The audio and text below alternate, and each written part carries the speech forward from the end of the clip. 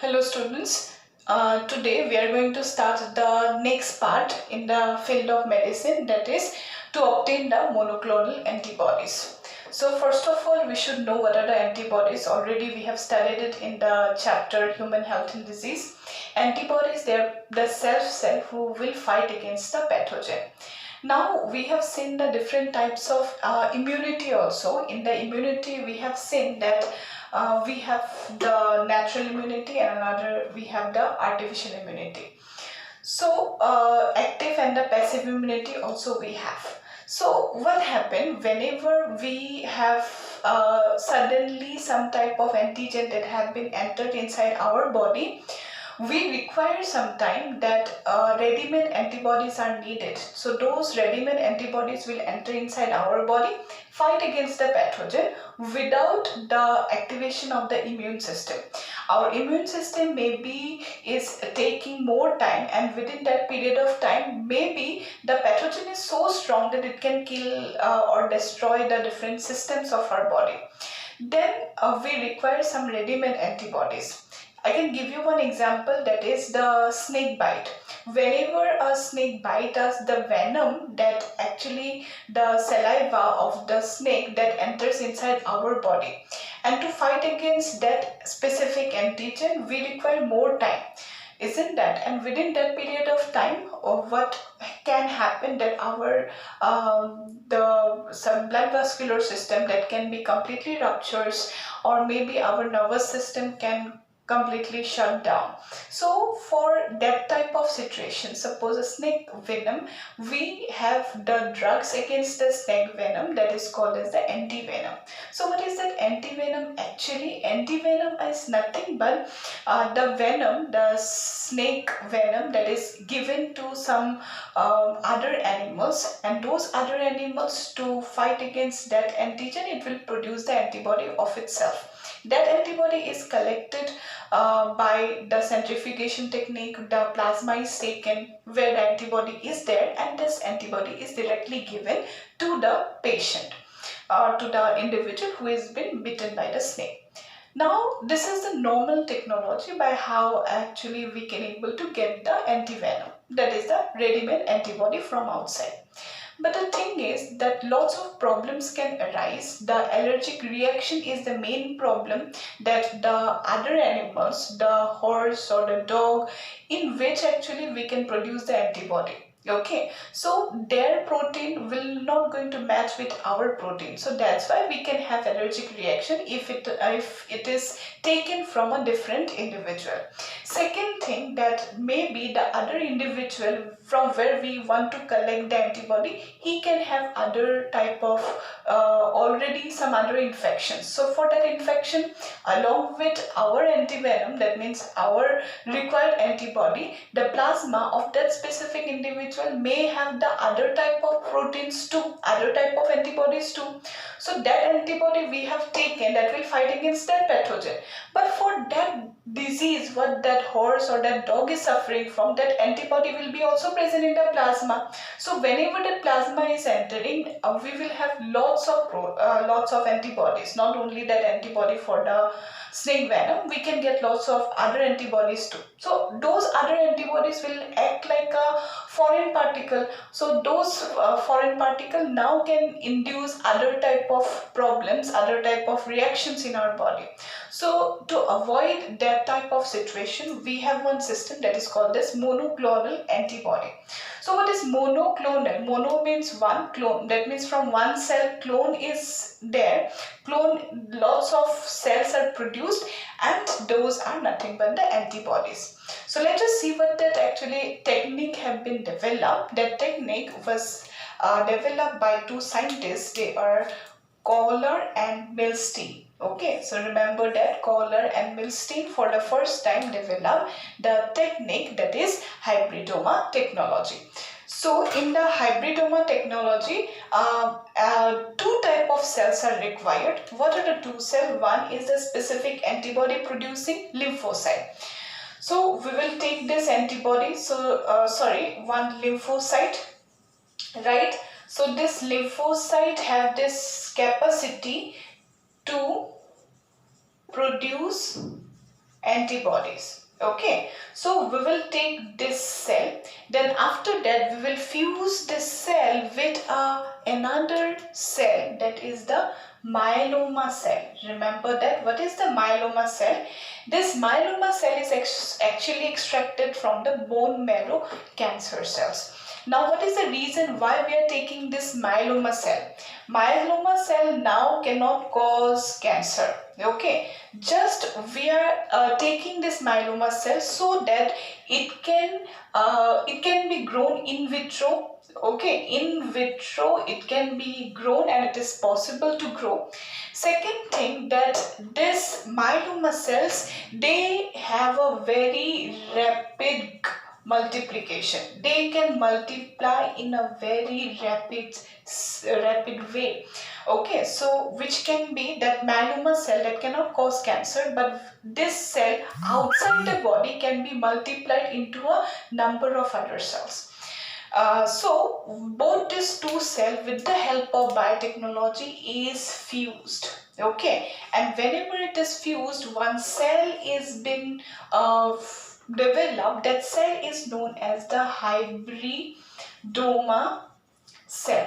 So this hybridoma cell will have two characteristics. What are those characteristics? That it can produce the antibody. Okay, it will produce antibody, and second thing, it will multiply rapidly. Okay, it will also multiply rapidly. So these two characteristics will be present in the myeloma cell. Now what happened? This myeloma cell, this hybridoma cell, this will multiply into a number of copies. So there is no chance of having some another proteins, because it is developed from the same cell. So this hybridoma cell will produce the antibodies. So those antibodies will be all monoclonal antibodies, because all of the cell are developed from one cell, that is the hybridoma cell. So all of the cell will produce the same type of antibody, isn't that? So that's why this is developed. This is actually the introduction of the monoclonal antibodies, so that we can able to use it against the snake venom, snake antivenom. So in the production of the snake antivenom, this technology, hybridoma technology, is used. So this is a very useful technology to avoid the allergic reaction, or to avoid the introduction of different type of antibodies into our body. So this is the hybridoma technique we need to know. After that, let us move to the next part, that is gene therapy. After that, the next use of biotechnology, it's actually the gene therapy. So gene therapy is very much important. So first of all, just see what is this gene therapy. For the first time, gene therapy, this was clinically, it was done in a 4-year-old girl. In that girl, that she was suffering from a deficiency, that is ADA deficiency, in 1990. Now what is that ADA stands for? ADA stands for adenosine deaminase. Okay, so this adenosine deaminase is very much important. It is necessary for the maturation of the B and the T lymphocyte. Okay, so just see, ADA is essential for the formation of the B and T lymphocyte in the bone marrow. Now, ADA deficiency can lead to a condition. That condition is called as SCID.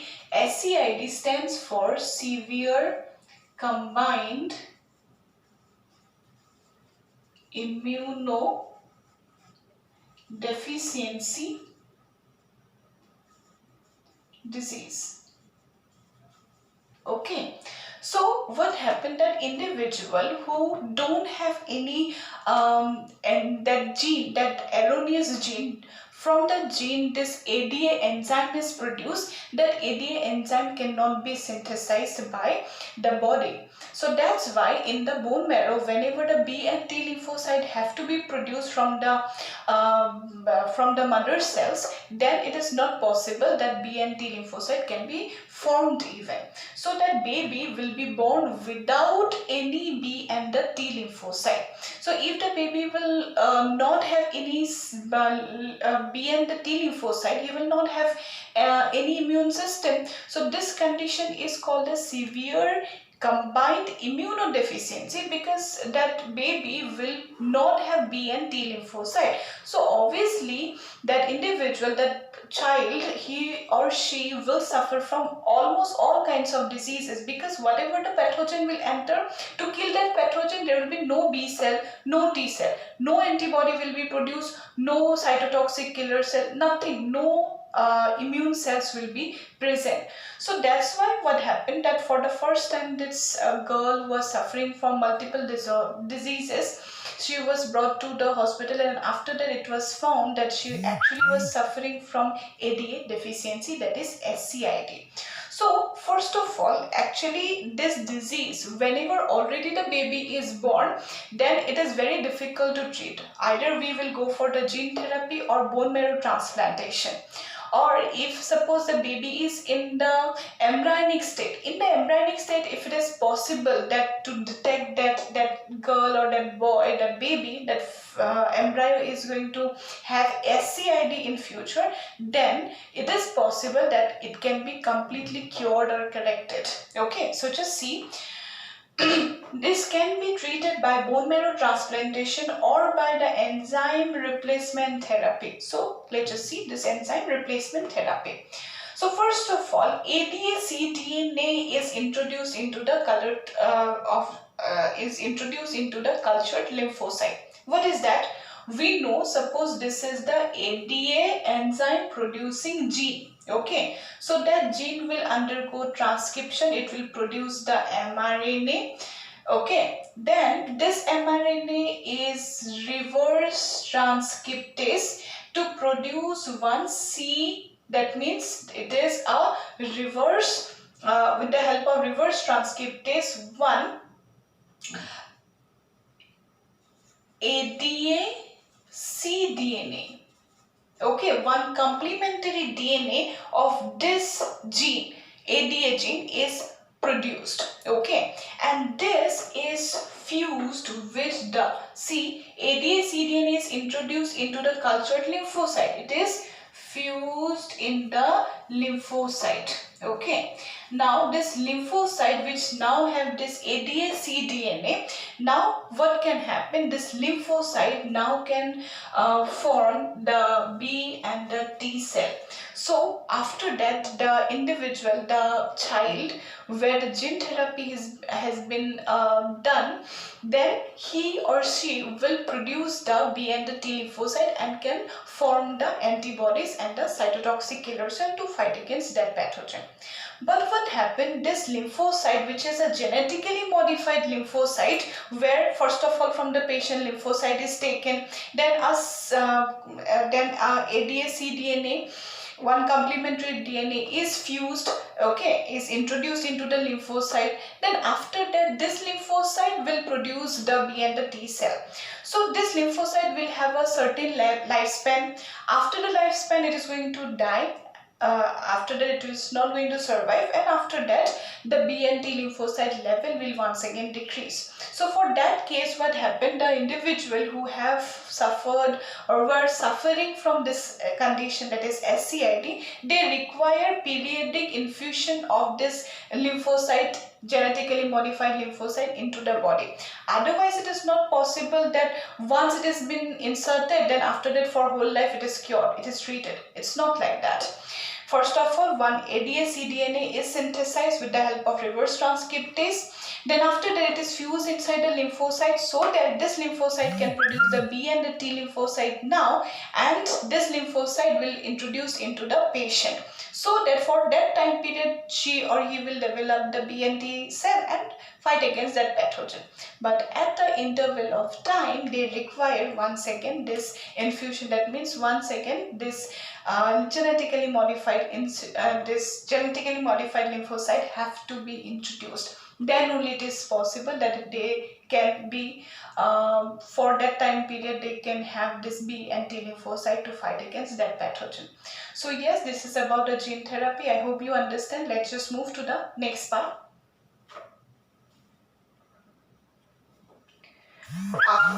After that, let's just see that for the molecular diagnosis also, biotechnology will help.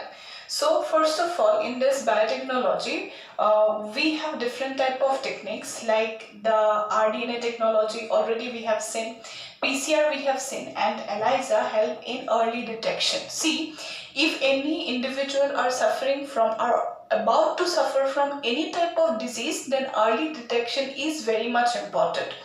To at least treat, diagnosis is important. Only after we can diagnose a disease, then only it is possible that we can able to treat the disease. So that's why diagnosis is the first step for the treatment of the individual. So first of all, just see, in very lots of time it has been seen that the pathogens are not able to be detected, and if it is happening, then very often we cannot able to treat the individual. For instance, you can take the example of AIDS. The disease AIDS also, it is very difficult to find the presence of HIV virus in the body. So that's why we have one technology, that is ELIZA. ELIZA, what is the term ELIZA stands for? ELIZA stands for enzyme linked immunosorbent assay. Okay, so in this enzyme linked immunosorbent assay, what happens? See, first of all, this is suppose the patient. Okay, in that patient, it is very much difficult that individual we can able to find out the infection. Yes, it has this infection, but we cannot able to, or we are not able to find out the pathogen yet. So what will happen to that individual? The immune system of the individual will detect the foreign particle and it will produce the antibody.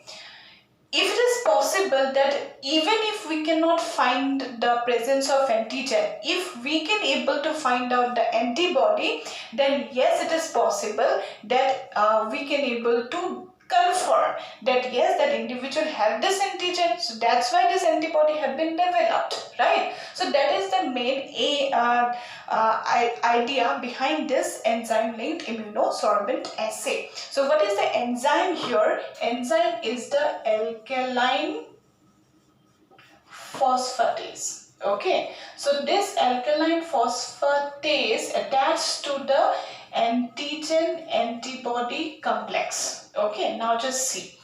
So for the ELIZA, I can give you the example of the disease AIDS, right? So what is happening, that individual have the disease AIDS, HIV virus is present, but this HIV virus, as it is present inside the cell or inside the macrophage, we cannot able to detect the presence of HIV. So for HIV, a specific type of antibody will be there. So we will find out the antibody here for the disease. For that, what will happen, just see, the ELIZA will have just like a plate, and in that plate we will have lots of small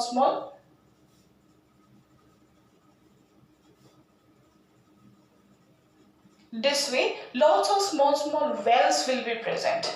You can take one example, well. Suppose this is just one well, right? So in that well, actually, for that specific ELIZA plate, what will be given? For the HIV virus, you can see this HIV virus will have this antigen presenting site, that is GP120, right? You remember, I guess, whenever we have discussed, that is nothing but the GP120. Okay, so this GP120 from the virus, that will be already will be already added in the ELIZA wells. Now after that, what will happen? We will take the blood sample, we will take the blood of the patient, and after that, that will be poured into the ELIZA plate, into the ELIZA wells. Now that blood, that will have antibody. Okay, though this antigen is hiding behind the macrophages, but then also the antibody will be present. We will take the blood sample and it will be poured into the well of the ELIZA. Now what will happen? See, this antibody which is actually developed for the pathogen, that is HIV virus, that will find the presence of this antigen, because GP120 that is able to detect itself as a foreign or antigen, right? So this antibody, this will be the antibody. This antibody will readily detect the presence of GP120. It will think that this is the HIV virus, readily it will attach to it and try to kill it. And at the same time, what will happen? See, the alkaline phosphatase that is present, this alkaline phosphatase will bind to the antigen antibody complex, right? And whenever this antigen antibody complex has been formed, a color change, suppose blood color is red, readily it will change to green color. So if there is a color change, that means the antigen antibody reaction had happened. We already know that in this ELIZA we have taken this ZP120. So for the ZP120, the blood which have the antibody that will bind with this GP120, that's why antigen antibody complex has been formed. That's why this alkaline phosphatase had added to had linked to this antigen antibody complex. Then after that, it will be 100% sure that yes, that individual is suffering from the disease, suffering from the condition, that is the confirmation complete 100%, it will be confirmed that yes, that individual is suffering from that specific disease. So what is this? This is the molecular diagnosis. This is the ELIZA technology, how this ELIZA will work. This is all about it. I hope you understand. This is all about the video. In the next video, that will be the last video where we will complete the chapter, that is biotechnology and its application. So that's all about it. I hope you understand the gene therapy, then the molecular diagnosis, all these things. So that's all about it. Thank you.